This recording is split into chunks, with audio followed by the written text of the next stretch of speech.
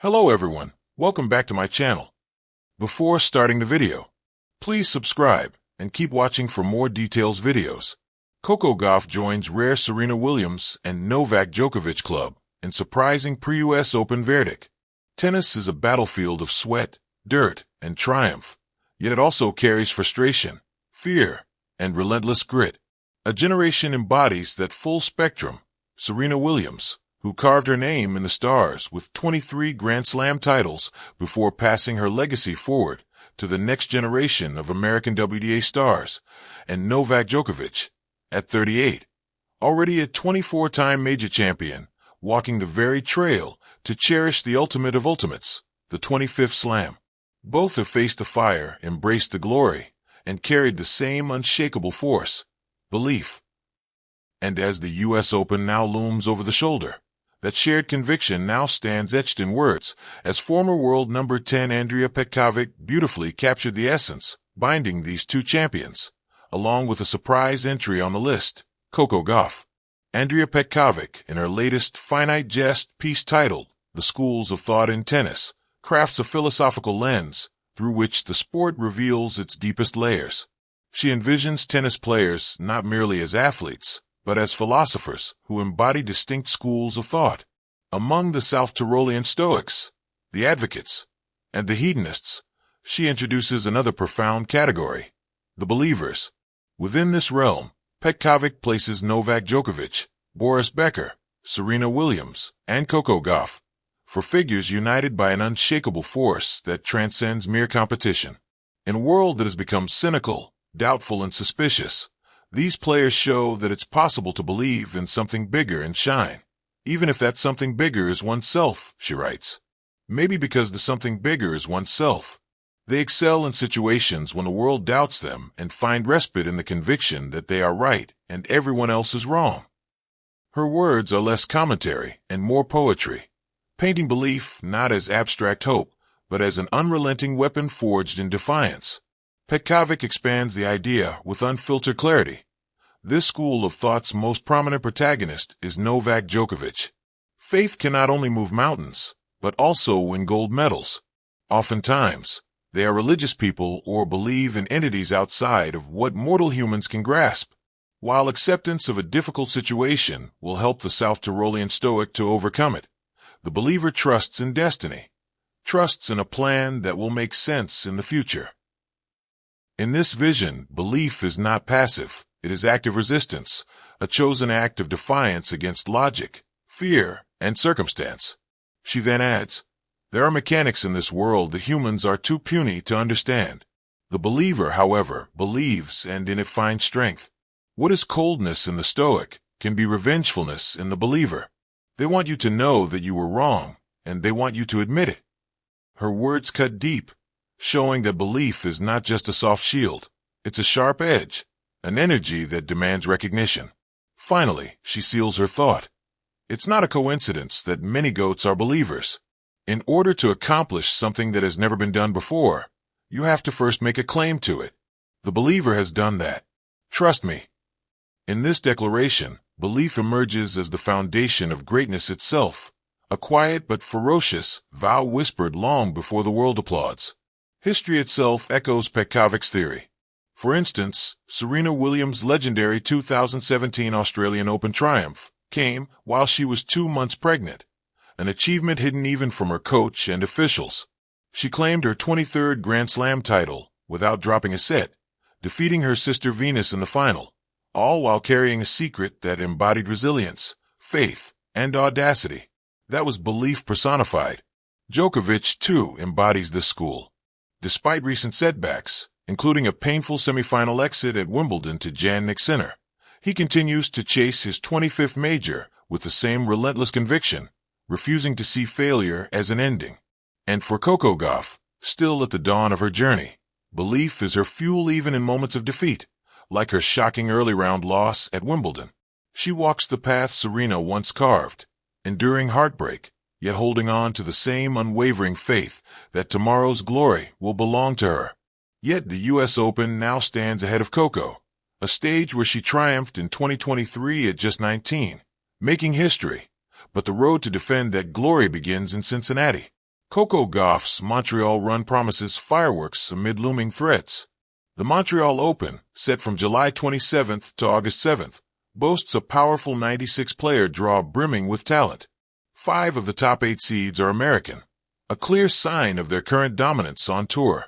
With Aryna Sabalenka and 2 other top 10 contenders withdrawing, Coco Gauff steps in as the highest-ranked player in the field. Yet, her path to glory is anything but simple. Iga Swiatek arrives riding the high of a Wimbledon triumph, and Jessica Pegula, 2-time defending champion, hunts for a historic 3rd straight Canadian crown. Gauff's draw presents challenges from the outset. In the second round, she is likely to meet fellow American Danielle Collins, currently world number 61. Collins must first clear a qualifier, but if she advances, this would mark their first career meeting. Known for her aggressive game, Collins is not a player Gauff can overlook. If Gauff survives that test, the third round could feature Serbia's Olga Danilovic or the heavy-hitting Veronika Kudermetova. Gauff holds a slim 2-1 advantage over Kudermetova, but has never faced Danilovic, making preparation critical for that potential clash. The fourth round grows even more complex. Names like Diana Schneider, Canadian prodigy Victoria Mboko, or former Australian Open champion Sophia Kenin could all stand in her way. Beyond that, a likely quarterfinal could set up a showdown with 7th seed Jasmine Paolini, with their rivalry evenly split at 2-2. Paolini claimed their most recent meeting in Rome on clay, but this time, hard courts and North American support favor Gauff. Past the quarterfinals, the storm only intensifies. Mira Andreeva, Emma Navarro, or Wimbledon winner Elena Rybakina could await in the semis. And if she pushes through it all, a potential final against Iga Swiatek, who leads their head-to-head 11-4, could define the summer. Could this challenging path sharpen her momentum for the U.S. Open, shaping her into a long-term title contender? What do you think? A club of legends and a 21-year-old trailblazer. Just weeks before the final slam of the year, the tennis world was buzzing with a headline no one quite expected, but everyone ultimately celebrated.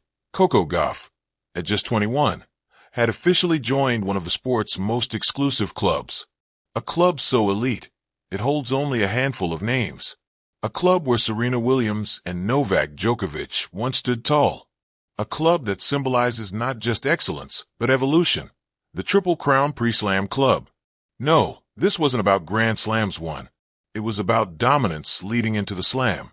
As of July 2025, Gauff became only the 3rd player in the Open era to win back-to-back WTA 1000 titles in Washington, D.C., Montreal, and Cincinnati, all in the same hard-court swing, just before heading to the U.S. Open. The only other names? Serena in 2014 and Djokovic in 2015. Both would go on to win the U.S. Open. Gauff, she's daring history to let her write the same ending. But the journey wasn't just about trophies. It was about timing, evolution, maturity, and the kind of statement that echoes far beyond the court. The rise of a new version of Coco. Gauff, now a seasoned competitor at 21, entered the North American hardcourt swing with questions still swirling. Could she dominate without relying solely on athleticism?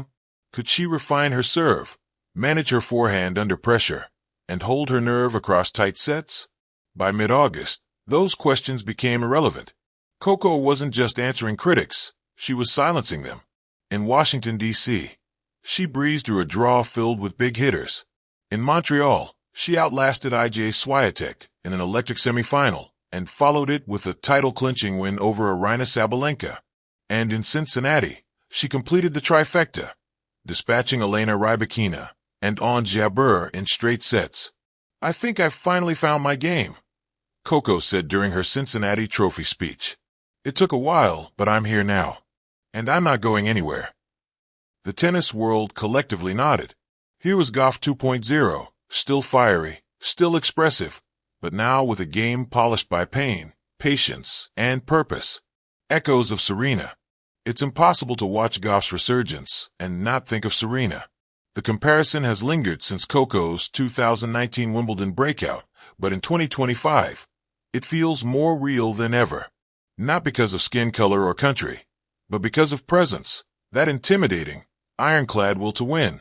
Back in 2014, Serena conquered the same hard-court trio, Stanford, Cincinnati, and the U.S. Open, signaling her readiness for a legendary run that would define the next decade. Gauff's sweep has drawn eerie parallels, and even Serena herself took to social media to acknowledge it. Doing it once is hard. Doing it 3 times in a row before New York? That's GOAT stuff. Let's go. Coco flexed biceps medium dark skin tone tennis at Serena Williams. It wasn't just a compliment. It was a passing of the torch. Djokovic's whisper and Gauff's fire. Novak Djokovic, the king of calculated dominance, swept the 2015 hard-court season before capturing the U.S. Open and finishing the year as world number 1. Gauff now sits on a similar throne. 3 straight big titles, a WTA number 2 ranking, and the most match wins on tour in 2025. Gauff herself spoke of Djokovic's influence recently. Novak's mental game is something I've studied. It's about showing up every day, even when your body says no. That's what these last few weeks taught me. Mentality over mechanics. But Coco is no carbon copy of Novak or Serena. Her fire is unique, open, passionate, raw. She plays with music in her mind, often quoting Beyoncé lyrics between matches. She talks openly about pressure, joy, and doubt. And she radiates the belief that sports are meant to be human. The verdict that shocked the tour. As analysts tallied the stats, 3 titles, 15-match win streak, 0 sets dropped in her last 2 events, the surprising pre-US Open verdict came from WTA insiders. Coco Gauff is now the player to beat in New York. It wasn't Iga Swiatek, the former number 1, nor Sabalenka or Rybakina. The verdict came with context. Gauff was no longer the future. She was the now. Broadcasters revamped their preview panels. Sponsors scrambled to increase visibility. Nike launched a special edition Crowned apparel line in Gauff's honor, blending streetwear chic with tennis tradition. The verdict was clear. Coco wasn't an underdog anymore. She was the favorite. Hard-court heaven and a New York dream. Gauff's dominance on hard courts has always been foretold. Her blend of movement, power, and tactical flexibility thrives on the surface. Yet in past seasons, inconsistency and confidence dips haunted her U.S. Open hopes. This time, though, feels different. I used to play to prove people wrong, Coco said in a post-Montreal press conference. Now I play to prove myself right. Her U.S. Open preparation has been part training, part soul-searching. After Cincinnati, she spent a quiet week in Harlem with her grandmother, visiting old jazz cafes and volunteering at a youth center. The message: stay grounded, stay grateful. And it's working. As of now, the draw has been favorable.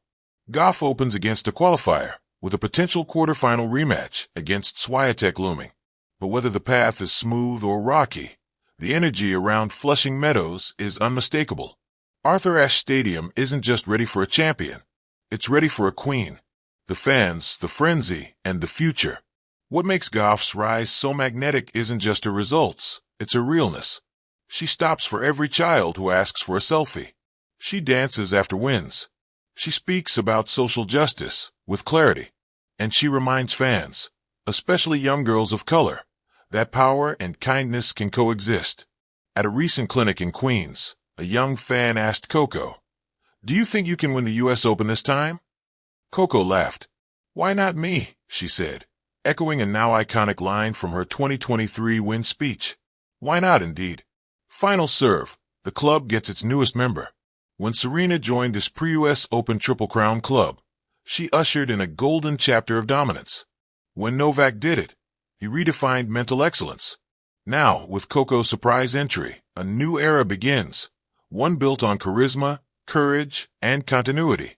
As the U.S. Open gates prepare to open, there's electricity in the air. Not just for the trophies, the drama, the rivalries, but for a chance to witness the birth of something rare.